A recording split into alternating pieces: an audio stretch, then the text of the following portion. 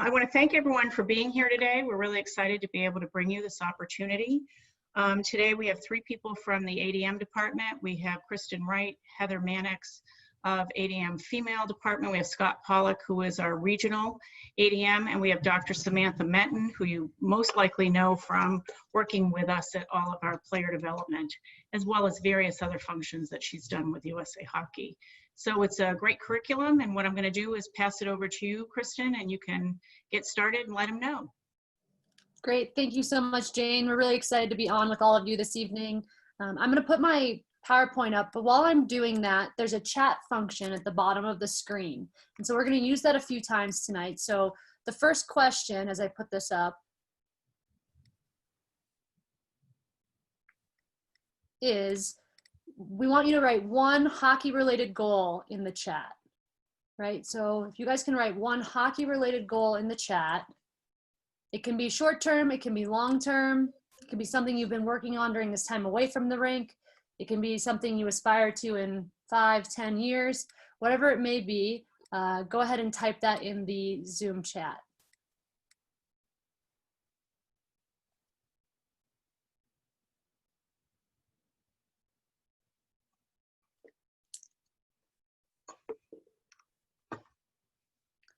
So we have Sammy wants to play in college, Gianna wants to get faster, lots of people who want to play college hockey.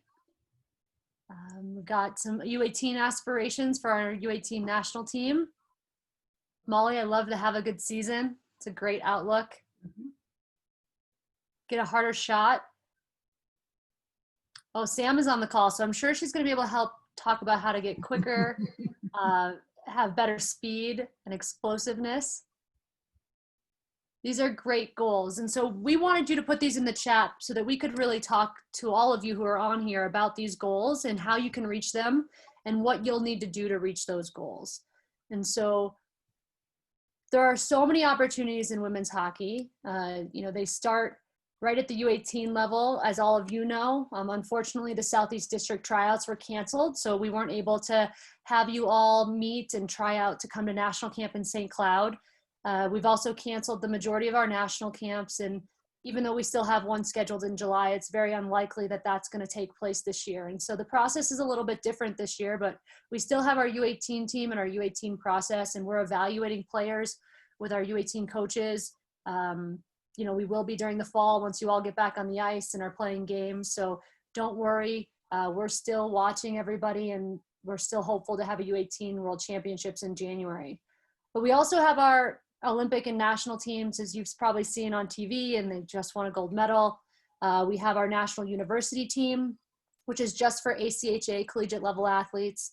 And then we also have so many other opportunities. I mean, you see Sam, Heather, myself, Jane, Scott, we all work in hockey in some fashion or volunteer in hockey in some fashion. And because of that, you know, you could get into coaching, or even at your age, you can start officiating already.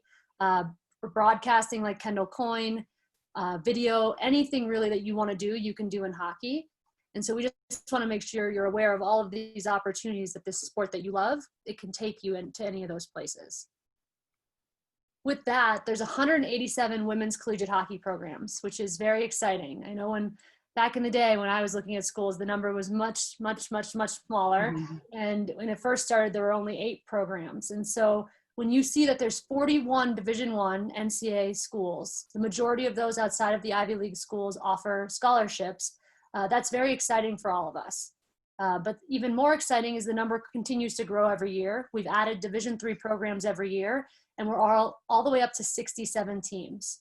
Most of the NCAA Division I and Division III teams do exist somewhere between Minnesota and the Eastern Seaboard, right? We have schools in between and across there, but the NCAA side of it hasn't ventured too much outside, and it has not ventured too far to the west outside of Lindenwood in St. Louis. We also have the ACHA, which is non-varsity ice hockey at the collegiate level. There are some schools that will offer academic scholarships or money to play, but for the most part, it's pay to play.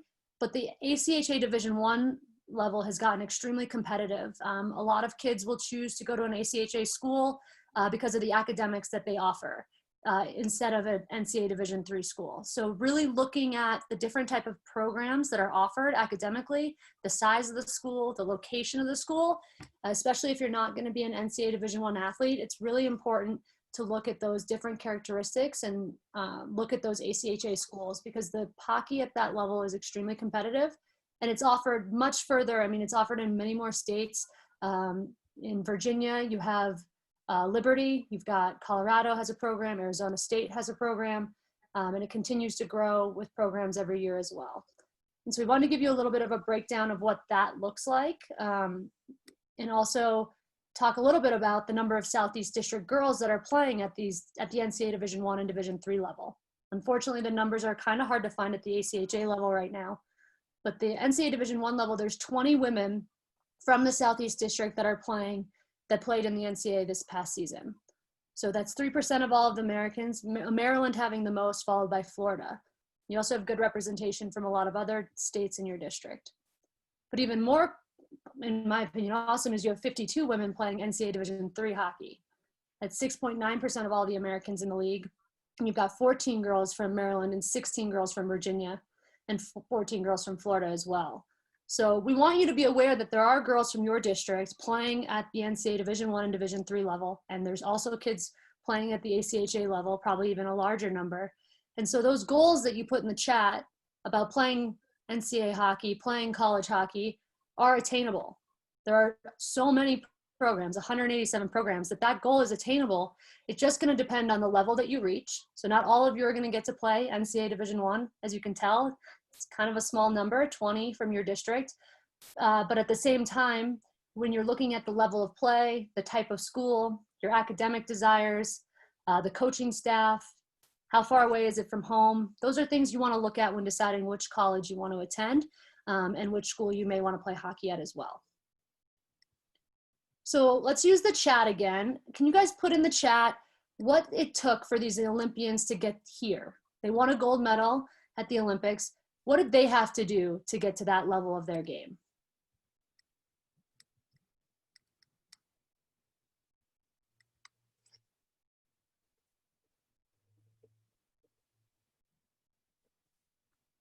Always give 100%.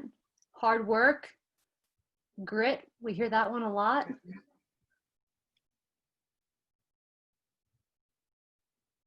I see sacrifice in there. I like to say you've chosen to use that time towards hockey. Maybe not as much of a sacrifice as a use of your time in a way that benefits the goal of playing college hockey or winning an Olympic gold medal.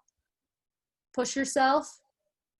I like somebody's got on ice, off ice, mental health, good diet. We're gonna get to all of those today, Melissa. So let's talk a little bit about the on ice piece. So when it comes to the characteristics of successful athletes, we get asked all the time, like, what does it take? What's the magic formula? Like, how did this kid make the team instead of this kid? And to be honest, the conversations in those evaluation rooms really revolve around the same three things all the time. There's, the on-ice portion, so your ability to keep up physically and mentally with the game. Your hockey sense is your mental way of keeping up with the game. How quickly can you read the situation you're in and make a decision? Whether that's to pass the puck, move the puck, create space. With that comes a high compete level, right? You have to have that grit, that hard work, that willingness to battle in the corners.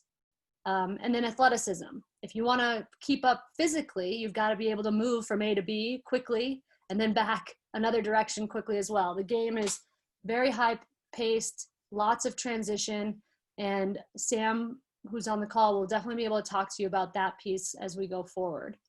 But then off ice, there's two things as well: best behavior and good habits. So when it comes to good habits, Scott, Paluch, you're on the call. Can you talk a little bit about what it takes to have good habits as a successful athlete? Yeah, thanks, Kristen, and welcome and congratulations to everyone on the call for being here, and certainly good luck with everyone on their path to obtain those goals that you put down in the chat. I think if we're talking about habits, and we look at some of the players who do get to those levels that all young ladies want to get to, and we look at the game, and we know that the skills and the what players are able to do on the ice is so important. The decision making and then the ability to compete for pucks is so important in our game. So I think if we look at habits, if we can do those things well over and over and over, so we know we want to be a skilled hockey player, so we want to be able to make sure we're improving our skating in our skill set all the time, and that's done in practice. Having really good habits, being a hard worker, that's a habit, that's something we want to do all the time. I also look at the ability again to compete for pucks and win pucks all the time. Can we do those things? Do we get the pucks quickly? Is our stick always in the right area? We've heard a lot of players, one of the best habits out there is having a really good, effective stick and being able to use it not just offensively, but defensively extremely well. And then being able to win the puck. And the next important habit is the ability to make a good decision, winning the puck or losing the puck. I won the puck. Hey, now what do I do with it? I lost the puck. Where do I go? But having the ability to support the puck, and that is a habit, making sure we're doing the right thing constantly. And I think the ability, again, to do these things well. We know these players that are achieving high things in our sport right now. They're super skilled. They compete well. They have great hockey sense. Those are the habits we want to define us as a player, along with, and we'll talk about in a bit, being a great teammate. Great. Thank you, Scott. So with that, we want to talk a little bit about the journey that those players took as well. So you have what it took to get to the top, right? Winning a gold medal in women's ice hockey. But all of their journeys, those 23 athletes that you saw, were not the same. And they probably, most of them didn't look like the picture on the left. That's the incline in Colorado Springs. It's not a one step up every day, this straight path. It's definitely not an elevator. And so because of that, we want you to think about it as a journey, right? Some days are going to be easier than others. And some days you're going to achieve a goal that you had. And other days you're going to struggle and have something that sets you back. But at the same time, even if you wind up that road, like you see on the other picture, that's okay. And we like to call it a little bit of chutes and ladders. Some kids are going to reach this goal first, and it might take you a little longer. They might have a setback, but all of those things are going to be part of your journey. And we want you to continue to look at your goals. And even if you have setbacks, we want you to continue to try to reach them. And with that, it takes a lot of responsibility. And you're at the age where you're going to have to start taking responsibility for your own development. And during COVID, it's kind of a good time to, ask yourself what you're doing when no one else is watching. Some of you might have team workouts and virtual hangouts going on, but it's a little bit harder when you don't have practice or you don't have off-ice sessions. You don't have somewhere to go to meet and see your friends doing stick handling with you. So what are you doing right now when no one is watching to make sure you're getting better? That doesn't need to be on the ice by any means. I think the off-ice conditioning, the mental skills, the athleticism stuff can all be done right now and will be so important for your game on the ice once we're able to get back. So with that, I want to ask Heather, what do you think it takes for them to be a good teammate? Yeah, absolutely. Thanks, Kristen. I think that one of the most important things that you can remember to be a good teammate is basically it's supporting your team, right? So it's supporting all of those little wins and the big wins as well. That's easy to do. But how do you act and how do you react when people make mistakes, right? We're all going to make mistakes. This is a game of mistakes. It's how do you react and how do you recover? So do you get frustrated, throw your hands up, throw your head back, roll your eyes, or do you go up and you give them a fist bump and say, hey, we got you, don't worry about it? So I think that making sure that what do you think, ask yourself, what are you bringing to the bench? What are you bringing to the locker room? Are you bringing positivity? Are you bringing negativity? Are you supporting your teammates? Or are you tearing people down around you? It's one of the most important things that coaches look for when it comes to being coachable, is how do you interact with your teammate and what kind of energy do you bring to the experience? And I think another one too is lead by example. And so if you are, one of the better kids on your team, then, lead by example, pull people up, don't tear people down, you pull your teammates up, try and help support them. That's great. Thank you so much, Heather. Another piece of that, so that's with your teammates, but we also have coaches, we have adults that are around that are trying to help us get better. And so, Sam, what do you think it takes for these kids to be coachable, and how can they become more coachable? Yeah, I mean, I think it's a big part of piggybacking off of what Scott and Heather spoke about. You know, it's being a good teammate. Coaches really pay attention to the way that your body language is, but also your work ethic, your ownership, and taking pride in your own work, putting yourself to the next level, and really evaluating yourself day in and day out. Being real with yourself. Did you give it 100% at practice today? Did you give it 100% at your off-ice workout? Where are you at with your goals? Are you setting goals? Are you talking to the coach, asking questions? Hey, coach, can you give me some feedback? And when you do receive that feedback, taking it from a positive end rather than beating yourself up.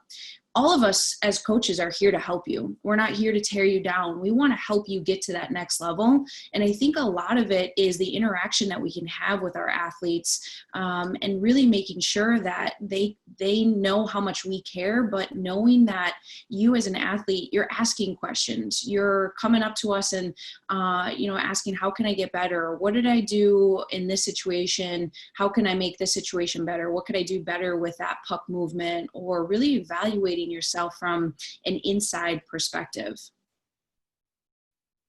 Thanks, Sam. With that comes confidence. So I think a lot of the things that both Sam and Heather touched on revolve around your ability to be confident enough to ask questions or admit when you maybe didn't make the best decision on the ice, but that's okay. It's going to happen, like Heather said. And so we want you to think about how you can build your confidence. And really one of the biggest ways to do that is to have the most positive self-talk you could possibly have, right? Your inner voice needs to be in support of your goals, right? A lot of the time, what you're saying to yourself is probably much harsher than anything anyone would ever say to you about what happened, good or bad. And so we want you to think about, if you were being recorded, your thoughts were being broadcast in the rink while you were playing hockey, what would they say? And for us, we want them to be positive, like, you got this, girl, let's go. That's what I want you saying to yourself. And so when we try to build confidence, it comes from that, having that inner voice, but it also comes from visualization, right? You've got to be able to think about what's going to happen in the game and have a positive view of what it's going to be. So those are two ways we talk about building confidence in our female athletes.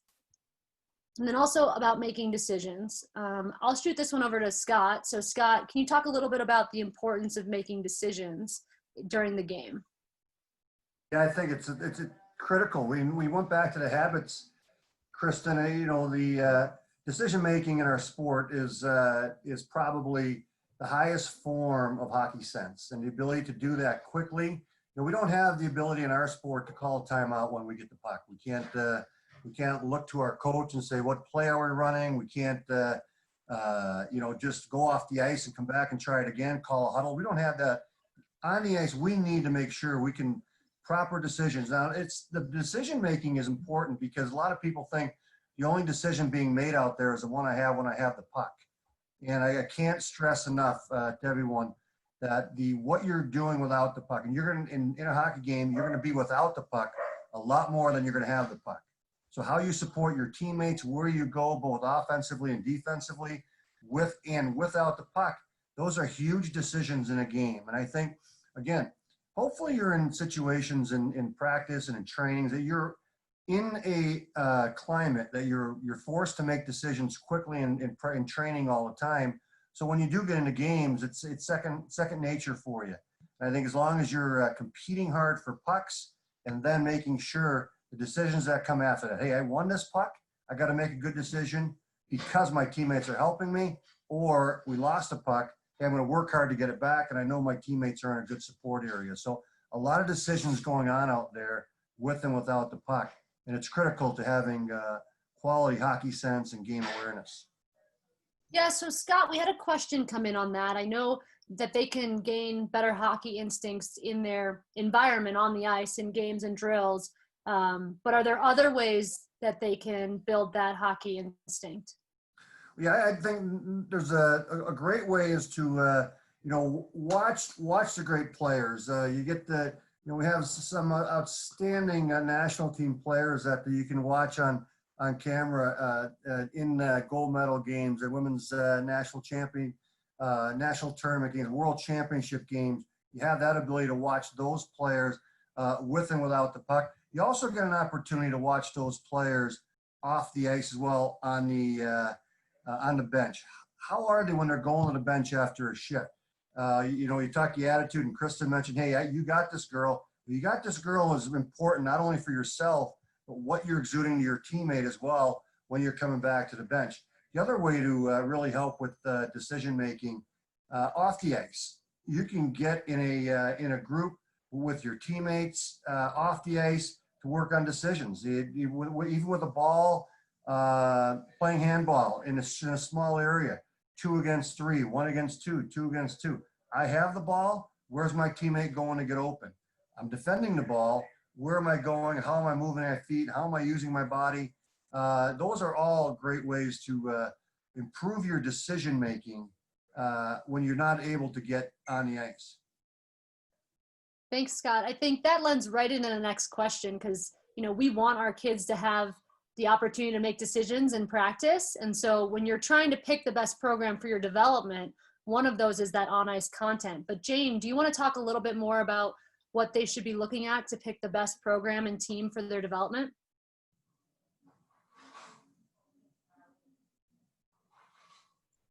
Sorry about that, I was muted. I think a lot of that has to do with family dynamic. So being in the Southeast, a lot of times people think they have to go out of the district. And so I think you have to look at the family dynamic here. So how many other children are they, that you're taking care of in a family? How far, how costly it's going to be. I think if you ask most of the people on the panel, they will tell you more times on ice and the more opportunity would be better than necessarily always traveling out. And I can say that because in our district, we always had a program like the Pride, who did a really great job at home. And now we have programs like the Hurricanes, like Nashville, like Alliance, that are all building programs at home so that not everybody has to leave and they would have more exposure onto ice. But I would push that back onto the panel and ask if anybody would like to answer why I would say more times on ice might be a little bit better than just necessarily traveling to get a better coach. Anybody want to tackle that one? Yeah, I certainly can. I'd love to, Jane. And what a great lesson that you just gave is the family dynamic and what is true for you. And I think that's so important that when you're choosing a path, the path has to be right for you, not for one of your teammates or someone that you see somewhere else. Hey, where are you at in development? When I always, advice I always give for picking in terms of development is just that. Find development and choose development. Where are the programs? Again, I'll go right back to the three basics of what we see out of our top players. Your top, our top Olympians, our women's world championship athletes. We look at them and we see a great skill set.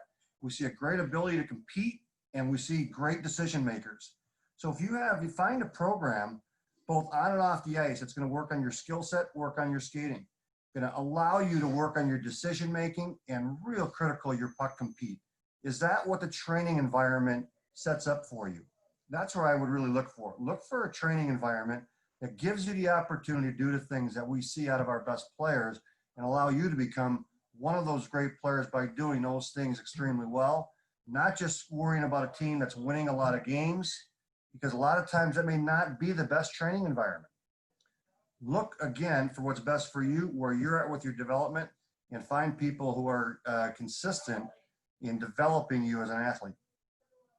That's a great point, Scott, on the difference between choosing for a competition model or a training model. And we definitely recommend picking it for a training model.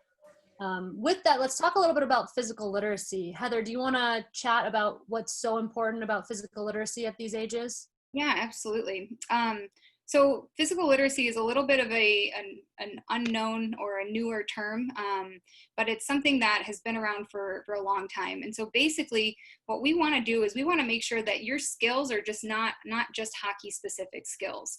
We want you to be proficient in as many movement skills as you possibly can. And so you're seeing here a couple of different examples of things that you can do.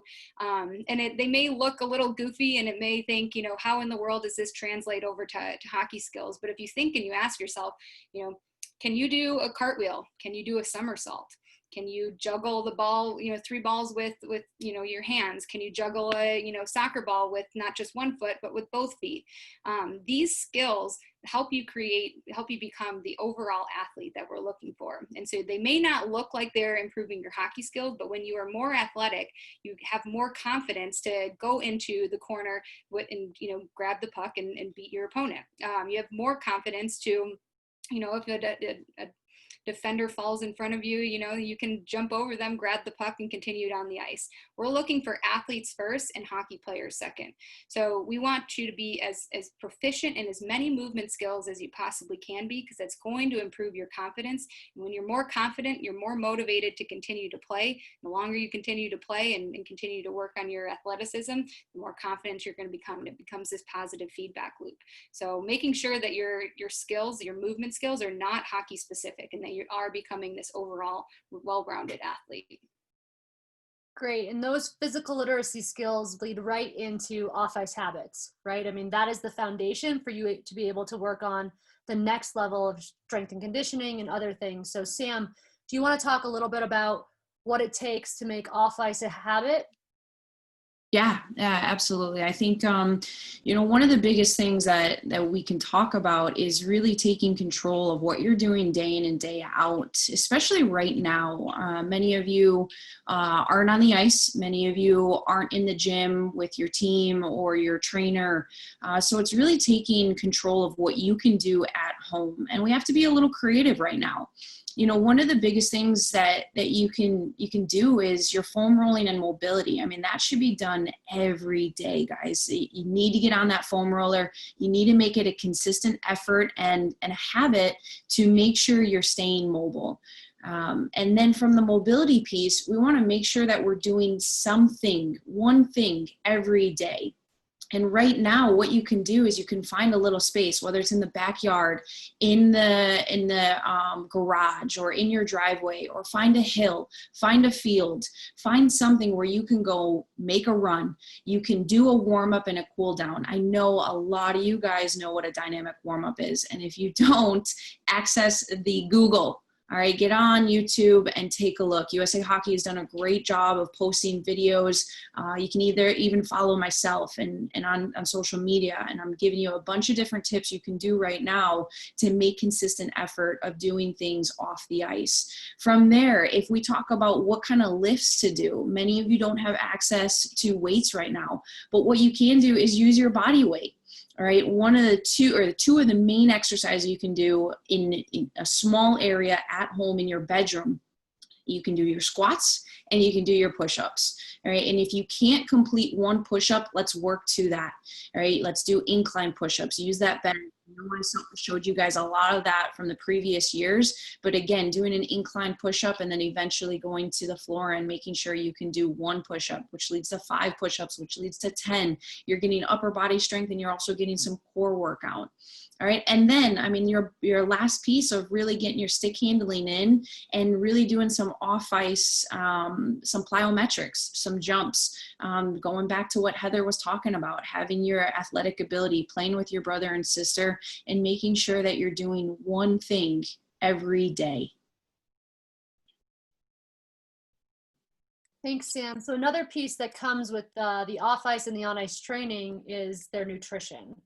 Can you talk to them a little bit about what they should be thinking about at their age, at 13 and 14, 15 almost years old? Yeah. Nutrition is a big piece. And so one of the biggest tips that I have is eat real food. If we look at the plate on the upper right corner, that's all real food. That's not prepackaged. We want to make sure we're eating that natural food and really making sure we're getting a wide variety of different vegetables, fruits. We can talk about our lean protein. We can talk about our whole grains, but really taking control of what you're putting in your body and being mindful. Being at home during the summer, we have to really have control and stick to some basics. One of the other things you can do is if you are grocery shopping or if you're doing online grocery shopping with your parents right now, go through the options at the grocery store and pick and choose, and also educate yourself. grab a food label, read the back of that label, and if it has a bunch of words you can't pronounce, it's probably not the best option. So try to keep it simple, eat a wide variety of real food, and do your homework to make sure that you're eating the right things day in and day out. Thanks, Sam.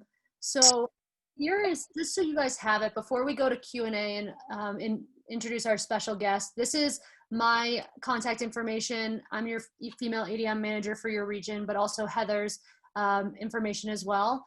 And then for those of you that haven't gotten registered for the next season, our registration is open at this time. So feel free to go to that link and get registered so you're ready when your area does open up for you to get back on the ice. Two questions I want to answer real quick with regard to the player development process. I know I brought it up briefly. If one of the questions was, if you play for a team outside of the district, does it impact your opportunity to participate in the Southeast Development Program? No, it doesn't, but you do need to come back to the Southeast District tryout to be eligible to try out. So everyone who plays outside of their district is required to come back to their home district to try out for the national camps.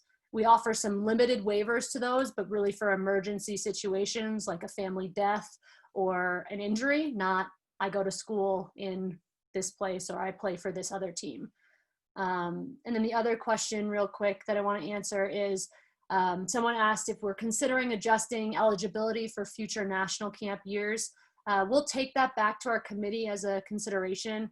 One reason for the specific birth years with national camp is those are in line with the international rules for the U18 women's national team. So we keep those consistent.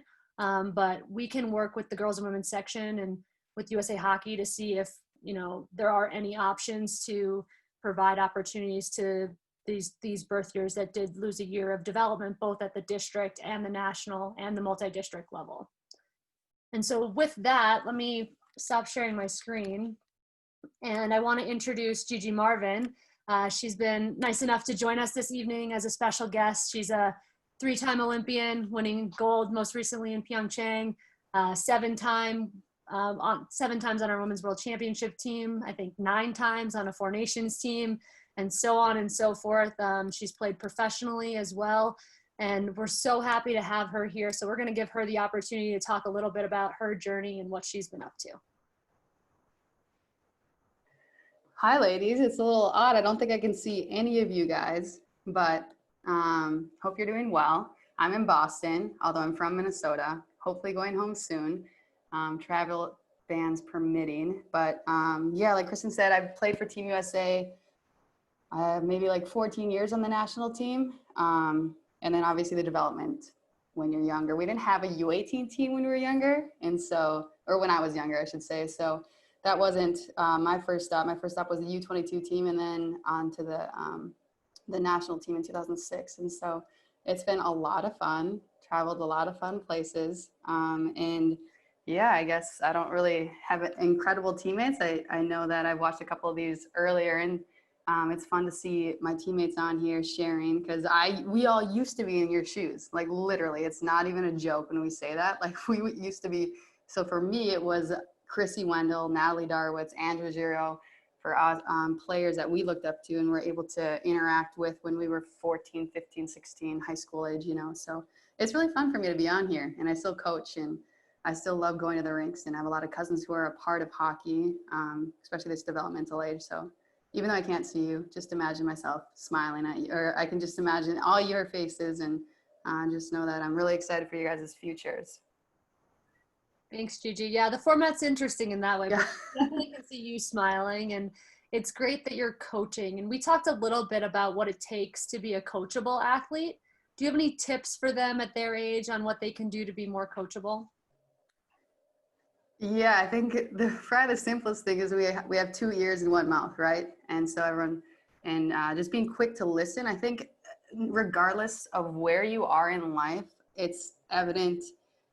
Humility is huge, and literally regardless of wherever you are in your development or what career you're in, you can always learn, and you're surrounded by incredible people, and that's what I've come to notice a lot, especially with USA Hockey. Like my teammates, you look at every single one on that roster, like there is such a humility and a willingness to get better. And I think just having that recognition that, you know, even though you are very skilled and very talented, you know, we're not perfect and we're meant to be a part of a team and a bigger picture. And in doing that, you have to let other people speak into your life, whether it's a coach, whether it's a teammate. And also a huge aspect with the younger you are, the quicker you are able to even ask for help and use your mouth and ask specific, whether it's regardless of what it is, whether it's on ice development or off ice development. I think that's something huge because there's a lot of people willing to help. Like, it's not like we're sitting up here being like, oh no, I don't want anyone to be better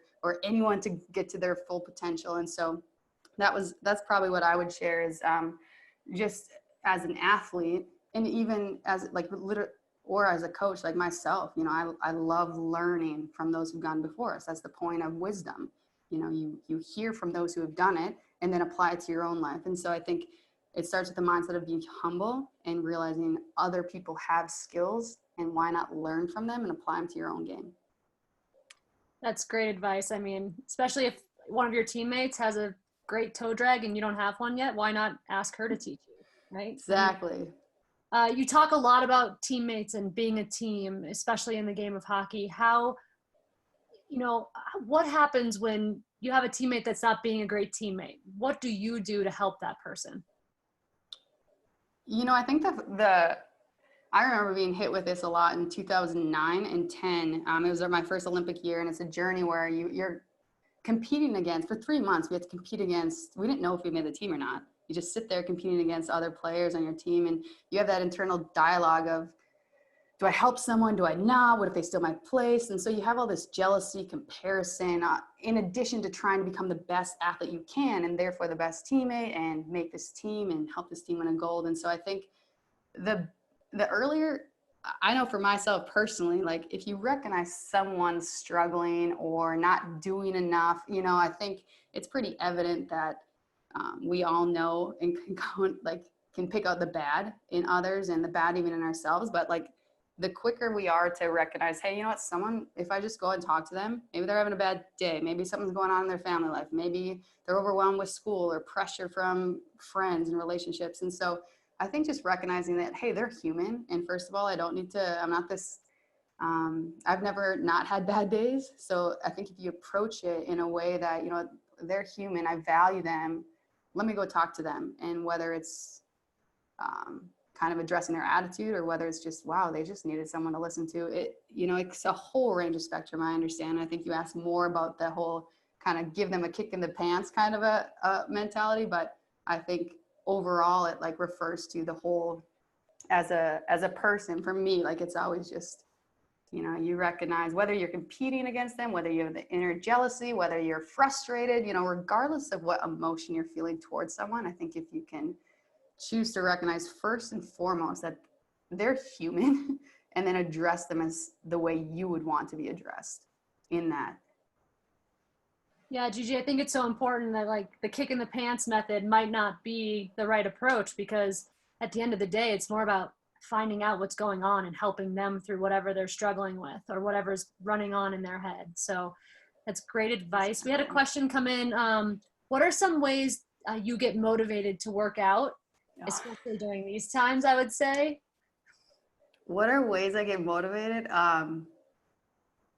You know, I don't know if this is weird or not, but like, I don't think it's hard to get motivated, you know, for us at where we're at and our level. Like, it's just always been there, this internal, you know, I can rattle off all my teammates and like, it's not a question in my mind of if they're training, you know, they're so dedicated and committed. And so I think for me, when it's challenging, I would say, especially in this scenario, right? Like you can't just roll into a gym and have a coach design all your programs and just, or have all the equipment. And so I'm actually pretty stoked because we're training in like my backyard. And so we're using like a tree branch for pull-ups, a legit picnic table for off-bench obliques or one leg squat to bench.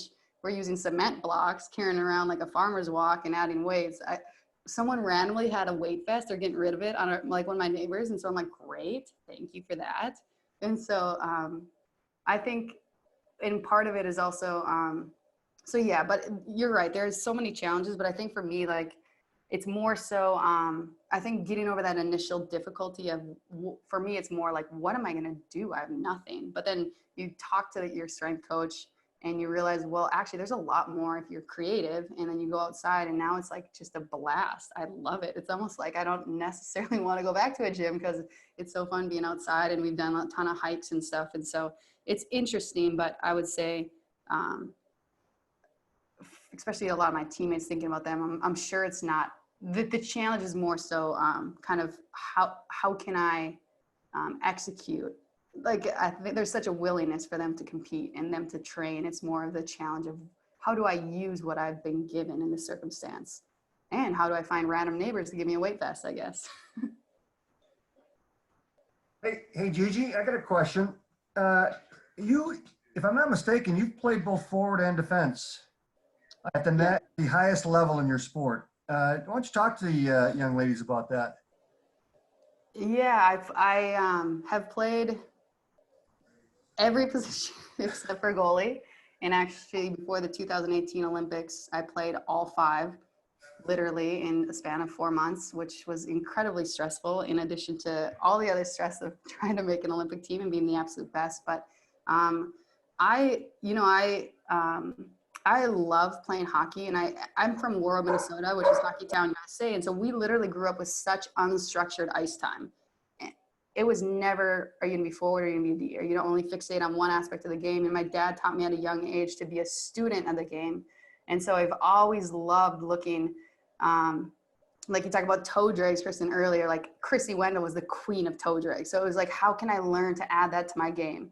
And then you talk about passing or deft touch and on ice awareness. How can I add that to my game? Or the strength of a shot. I loved Joe Sakic when I was growing up. So I always wanted to have a shot like him with a quick release and just perfect angle. And so I think having that mindset of, it allowed me at a very young age. And so I played defense when I was young, but then I played in 8th grade. I moved to forward, played forward at the U, played forward for my first 5 years, my first Olympics at Team USA. Then I was asked to move to D for 6 years. And then I played the second Olympics at D. And then the third year, we didn't really know what was going on. And so where I was going to play, and I ended up playing center, which is my favorite spot in 2018, the games. But I think overall, as a player, obviously there's certain, like Kendall. I mean, she's of course going to be a forward. She's incredibly fast and she's insanely talented. But I think there are definitely, especially if you're a young player,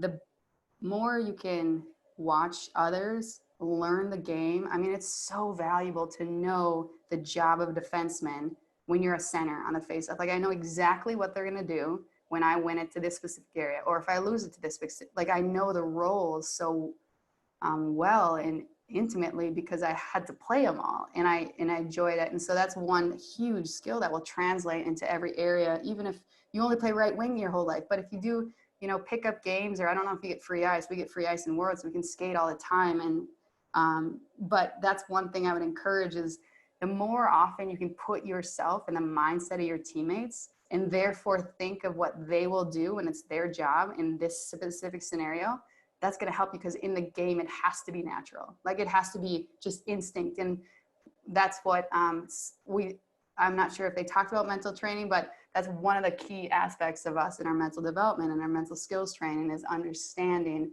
that next play and what your teammates are going to do in specific situations so that it's natural come the game. Because the game is so fast already. You want to be everything to just like flow.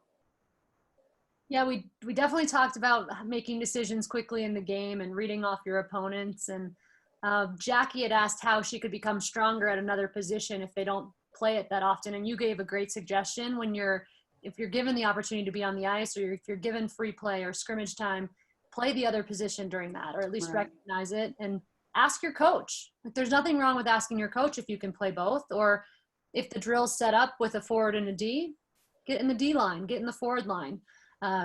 Just express those goals. And we find it really important for you to be, aware of all of those different situations you're going to have in a game.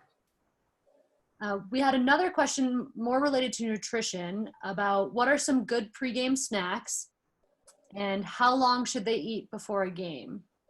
And so We got Sam on, who talked a little bit about nutrition, but I'm sure Yeah. Gigi, you have some thoughts on your favorite snacks. Yeah, man, our dietitian Carrie is the best and has the best stuff on our tables. Like, goodness, I think everyone's different. What did I even? I think I usually like to just do like Chobani yogurt with granola or almonds. Something simple, like an hour and a half usually before a game. And if I need to, depending on the time of game, we're pretty structured in what we do and what time. But like I'm sure they talked about with nutrients, like it's all about timing and what kind you're putting in. And so I guess for snacks, I'm very much yogurt and almonds. There's beef jerky out there. There's some like pretzels and stuff, but especially before a game, I don't like putting much in my body, I guess, that early in front of a game. Yeah, Sam, do you have any other advice on that? Yeah, she probably can give more. I'm very simple, very plain Jane before a game for sure.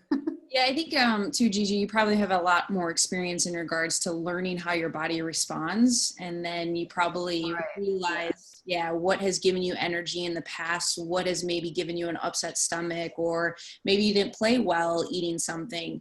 And so I think a lot of it comes down to experience and trying different things. So as you mentioned, having some almonds, having some beef jerky, even a half of an apple, or having a couple slices of an orange. I know Carrie put out animal crackers, some of the granola bars that are sitting out. She's really awesome at what she provides on that table. But, a wide variety of different things that you can have. To answer the question about a pregame meal, I think that is also an experience. What works? Do you like to eat a lighter meal? I mean, Gigi, maybe you can talk about what you like to have prior to a game. I'm assuming it's a 4-hour window. I think you guys eat pretty early and then you have those snacks. Maybe you can talk a little bit about what's worked for you in the past for a meal before a game. Yeah, I think it's wisest what you brought up that point that it goes like you'll have to experiment.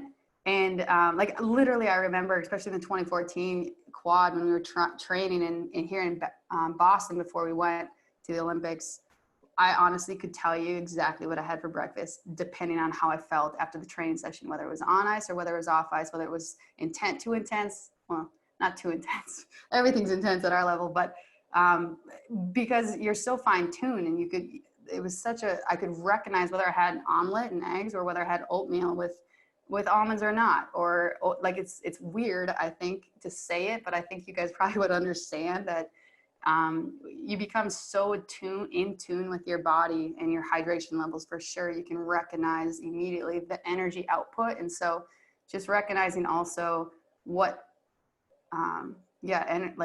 what is the intensity of what you're about to do, and that's going to change.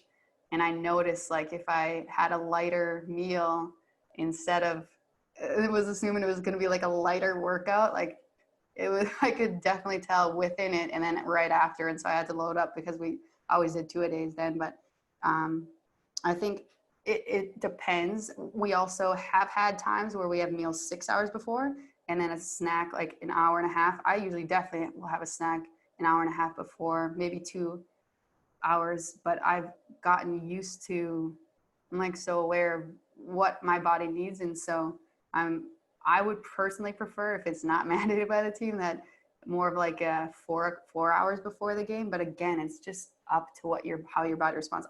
We have teammates who will just literally eat like raw, or not raw, but like just plain noodles. And I'm like, there's no way I could ever eat noodles before a game, ever. I don't eat pasta ever. I'm more of a like meat and vegetables. Like I'd love that. Like if there's just grilled chicken and any kind of vegetable, I will eat that. Feel great. Love it. And then chocolate milk after the game or a protein shake is usually like my ideal. That's awesome and very helpful. Really learning the different ways that people react to food and how important it is for them to start learning that at this age. Gigi, we talked a little bit about confidence and how they can build their confidence. Do you have any tips or tricks on that? Yeah, I mean, confidence is hard there. I know some people say, oh, you have it or you don't. I don't know if I agree with that. I'm someone who definitely had to constantly work on confidence. I think there's a variety of ways you can get it, whether it's you're playing good or, you know, you put on a great line and I think, or someone says something, but confidence that will truly last is like the internal kind. And regardless of your circumstance, regardless of where you are on the depth chart, regardless of how many minutes on ice you have or not, or what people are saying, like you have to have that your belief in your confidence in who you are and what you can provide and your value to the team, that can't be shaken. And so there are many ways to address it. One thing that I found very helpful is in order to combat the fear or the insecurity or the pressure of performing while you're in the game, like we talk a lot about kind of shutting the door to that, because when you just want positive thoughts going through your mind, but it's like we're human. You can't just not have a negative thought. Like it's actually part of our being. And so putting fear if you think of a car, putting fear in the back seat and not allowing it to dictate, control the steering wheel, control what you listen to on the radio. And so that's in one way I do that as for regarding specifically confidence is just writing down key moments where, hey, you know, this is a moment, a time in a specific game with a very specific result that I exceeded, or I did this well, or did that.